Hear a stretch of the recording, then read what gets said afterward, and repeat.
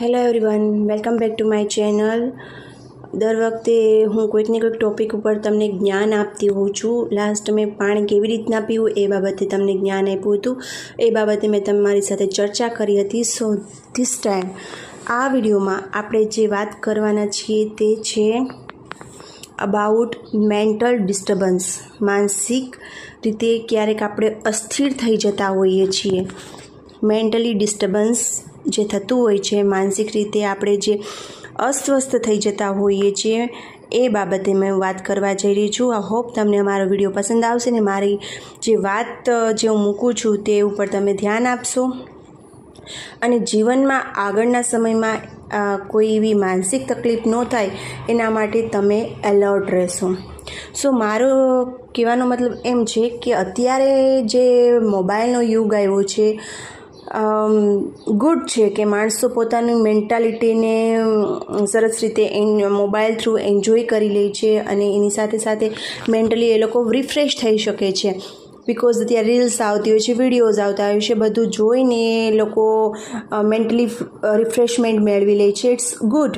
ઘણા બાળકો મેન્ટલી ઘણા અટેચ થઈ જતા હોય છે મોબાઈલ સાથે. નોટ ઓનલી મોબાઈલ, ઘણી એવી કન્ડિશન આવી જતી હોય છે લાઈફમાં, પરિસ્થિતિઓ આવી જતી હોય છે, ચિંતાઓ આવી જતી હોય છે, જેના કારણે માઇન્ડ ડિસ્ટર્બ થઈ જતું હોય છે. તો આવા સમયે આપણે માઇન્ડને કેવી રીતના બહાર લાવવું, જે લોકો હવે તો આર્ટ્સનો વિષય છે ને બહુ જ આમ કહો કે નહિવત પ્રમાણમાં થઈ ગયો છે. અમે લોકો જ્યારે સ્ટડી કરતા ત્યારે અમે લોકો આર્ટ્સમાં સ્ટડી કરતા, જેમાં સાયન્સ, કોમર્સ અને આર્ટ્સ 3 વિભાગ આવતા. અમે લોકોએ આર્ટ્સમાં સ્ટડી કર્યું છે અને એમાં એક મનોવિજ્ઞાન આવતું, સાયકોલોજી. એને ઇંગ્લિશમાં કહેવામાં આવે સાયકોલોજી અને ગુજરાતીમાં કહેવામાં આવે છે મનોવિજ્ઞાન. મનોવિજ્ઞાન એવો સબ્જેક્ટ હતો જે મનની દરેકે દરેક બાબતને જણાવતો હતો. આપણે જેવી રીતના બોડી છે ને એવી રીતનું આપણું માઇન્ડ છે અને માઇન્ડને પણ સ્થિર રાખવું, કાબૂમાં રાખવું, બેકાબૂ થઈ જાય, ગુસ્સે થઈ જાય, આ બધી વસ્તુ માઇન્ડના અલગ અલગ પ્રકારના રાસાયણનો ફેરફાર થવો છે. જેવી રીતના આપણા બોડીની અંદર બ્લડનું લો થવું, લોહીનું પ્રમાણમાં વધવું, ઘટવું, એ બધી પ્રોસેસ છે. એવી જ રીતના આપણા માઇન્ડમાં પણ અલગ અલગ પ્રકારના ઘણા બધા રસાયણો આવેલા હોય છે અને એ રસાયણોમાં વધારો ઘટાડો થવાના કારણે આપણે મેન્ટલી ડિસ્ટર્બ થઈ જતા હોય છે, અસ્થિર થઈ જતા હોય છે. તો સૌથી ઇઝી અને સરળ રસ્તો, તમારે માઇન્ડને રિફ્રેશ રાખવું હોય, માઇન્ડને હંમેશા સ્વસ્થ રાખવું હોય તો એક જ વસ્તુ તમારે કરવાની છે. Very easy. Stay busy like bee. તમે મધમાખીની જેમ હંમેશા વ્યસ્ત રહો. જો તમે મગજને, તમારા માઇન્ડને કામમાં વ્યસ્ત રાખશો, એવું નથી કે પૈસા મેળવવા માટે કોઈ કાર્ય કરીએ અથવા કોઈ બી કાર્ય, બસ કામમાં રહેવાનું છે. તમારા માઇન્ડને એક્ટિવ રાખવાનું છે. જો તમે માઇન્ડને એક વખત સ્ટોપ કરી દીધું, માઇન્ડને એક્ટિવ રહેવાનું બંધ થઈ ગયું, ત્યારે માઇન્ડ અલગ અલગ પ્રકારની ભ્રમણાઓ, અલગ અલગ પ્રકારના ઊંચા નીચા, હાચા ખોટા વિચાર કરવા મળશે અને ધીમે ધીમે ધીમે એ વિચાર આપણા બોડી ઉપર, આપણા માઇન્ડ ઉપર એટલા હાવી થઈ જશે અને એ હાવી વિચારો, એ હાવી ચિંતાઓ આપણા માઇન્ડને ટોટલી ડિસ્ટ્રોય કરી નાખશે, નાશ કરી દેશે અને પછી આપણે અંદર ન થવાની વસ્તુઓ વિશે આપણે કહેવા મળશું. સ્પેશિયલી એસિડિટી થવાનું કારણ કહું ને તો એક જ છે કે મગજમાં ચાલતી ચિંતાઓ. જ્યારે તમારા મગજમાં ચિંતાઓનો ભાર એટલો બધો વધી જાય છે કે એમાંથી ઘણા રાસાયણો છૂટા પડે છે, એ તમારા બોડીની અંદર એન્ટર થાય છે અને એના કારણે એસિડિટી થાય છે. સો બી કામ, શાંત રહો, માઇન્ડને એક્ટિવ રાખો કોઈને કોઈ કામમાં. ઘણા લોકો અત્યારે સમય જતાં 60 વર્ષ પછી લોકોને છે ને એવું કહે કે માઇન્ડ ખરાબ થઈ ગયો છે, પણ ખરાબ થતો નથી. માઇન્ડ ક્યારેય ખરાબ થવાનો નથી. કદાચ 100 years તમારાથી આવી છે તો બી માઇન્ડ ઓલવેઝ યંગ. મગજ હંમેશા જુવાન જ રહેવાનું છે. બોડી કદાચ તમારું વૃદ્ધ થઈ શકે છે, ગયઢું થઈ શકે છે, પણ માઇન્ડ ક્યારેય ગયઢો થતો નથી. Always be young. બટ એના માટે તમારે શું કરવાનું છે કે તમારા માઇન્ડને એક્ટિવ રાખો, યુઝ કરો તમારો માઇન્ડ. જો તમે એક વખત માઇન્ડ યુઝ કરવાનું બંધ કરી દીધું, તમે કીધું હાલો મારે કામ નથી કરવું, અમે મારા બોડીને રેસ્ટ આપી દીધો, I don't want to work, મારે કામ કરવું નથી બિકોઝ હવે તો હું ફ્રી છું, મેં લાઈફ આખી કામ કર્યું છે, હવે મારે કામ કરવાની જરૂર નથી. ઓકે, રેસ્ટ તમારા બોડીને જોતો હોય છે but mind will not rest any time. તમે જ્યારે બી સૂવો છો ત્યારે બી ડ્રીમના રૂપમાં તમારું માઇન્ડ કાર્યરત રહે છે. સો માઇન્ડને કામ આપો, માઇન્ડ ઉપર કામ લ્યો, માઇન્ડ થ્રુ કામ લ્યો. જો માઇન્ડને તમે એક વખત બંધ કરી દેશો તો માઇન્ડ તો એનું કામ કરવા માટે ગમે જગ્યા ગમે વસ્તુ ગોતશે અને સાચા ખોટા ઊંચા નીચા ખોટા વિચારો આવી જશે, ચિંતાઓ મગજમાં ઘરી જશે. અને જ્યારે મગજમાં ચિંતા ઘરી જશે એટલે પછી ધીમે ધીમે ધીમે સ્લોલી માઇન્ડ તમારી વસ્તુને તમારા બોડીને ડિસ્ટ્રોય કરવા મળશે. ક્યારેક આપણું માઇન્ડ પાસે એટલી શક્તિ છે ને, એના માટે તમારે બેસ્ટ કહું ને તો પ્રેરણાનું ઝરણું વાંચવા જેવું છે. ધ બેસ્ટ બુક એવર, જેની અંદર તમને ઘણી મહત્ત્વની માહિતી આપી છે. ક્યારેક ફ્રી હો ત્યારે વાંચજો. તમારી પાસે અતૂટ શક્તિઓ છે, but you are not using them. તમે એને યુઝ નથી કરતા.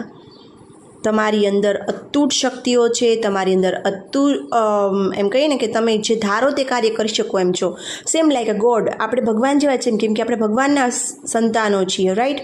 તો આપણે ભગવાનના સંતાનો છીએ તો આપણે ભગવાન જેવા કેમ ના હોઈએ? Of course we are like a god. આપણે ભગવાન જેવા જ છીએ.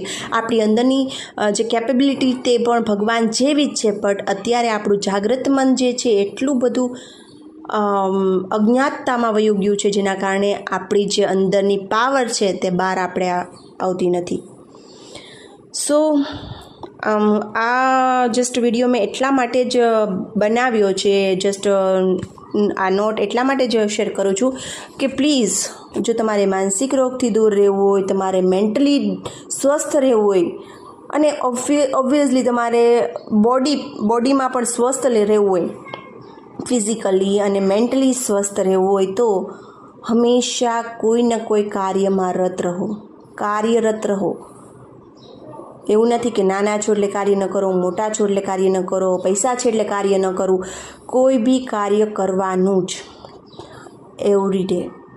કોઈ રોજ નવી સવાર થાય છે ને રોજ વિચારો કે આજ મારે આ શીખવું છે, આજે મારે આ બાબત વિશે માહિતી મેળવવી છે, આ કાર્ય કરવું છે અને એના ઉપર કાર્ય કરો. તમે એકદમ આમ જાણવાની ઈચ્છા રાખો મનમાં કે હું નવું શીખું, હું નવું જાણું. તમારો માઇન્ડ ક્યારેય ઉંમર લાયક નથી.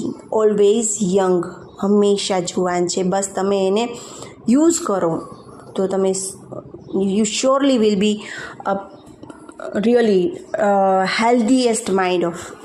ચિંતાઓથી દૂર રહો. ઘણી વખત ઘણા લોકોનો માઇન્ડ છે ને એકદમ આમ બહુ જ વીક હોય, નબળો એમ નબળો ન હોય, બટ થોડીક ચિંતા વધારે હોય તો એ લોકો છે ને કોઈને બી દુઃખ પડે ને તો એ લોકો પોતાની ઉપર લઈ લે છે અને એટલા બધા ચિંતાતુર થઈ જશે કે હવે શું થશે.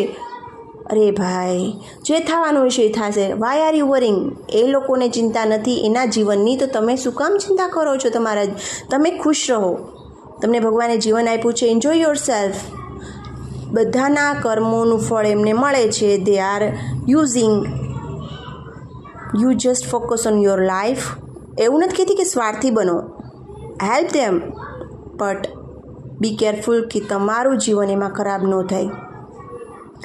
સો just I am saying that mentally સ્વસ્થ રહેવા માટે હંમેશા તમારા માઇન્ડને એક્ટિવ રાખો.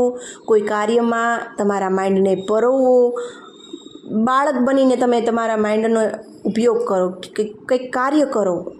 એવું નથી કે ભાઈ આપણે પૈસાવાળા છીએ, હું આટલું નાનું કામ કેમ કરું, કે હું હવે તો મારી ઉંમર થઈ ગઈ છે, હવે મારાથી કામ ન થાય. No. This is your just mindly saying you. મગજથી તમે વિચારો છો કે ના, મારી યારે આ બધી વસ્તુ જે છે એ મારી સાથે થઈ રહી છે. Please be happy, healthy by mind. નહીંતર અત્યારે તમે જુઓ જ છો માનસિક રોગના દવાખાના કેટલા ખુલી ગયા છે. કોઈકને કંઈક થાય છે, મને આમ થાય છે, ઓલું થાય છે, પેલું છે, મને આમ થઈ ગયું છે, મને આમ કરી મૂક્યું છે. કોઈને કાંઈ કરતું નથી. Nobody have any power. કોઈ પાસે એવો પાવર નથી કે તમને કંઈ કરી મૂકે. કોઈ તમને કંઈ કરી મૂકવાનું નથી ને કોઈ દી તમને કંઈ થવાનું નથી.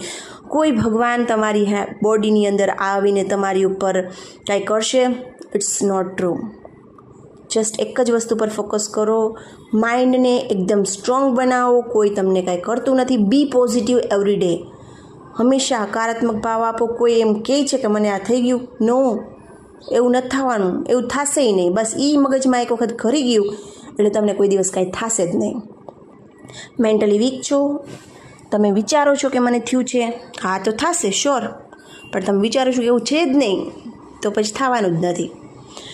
So just it.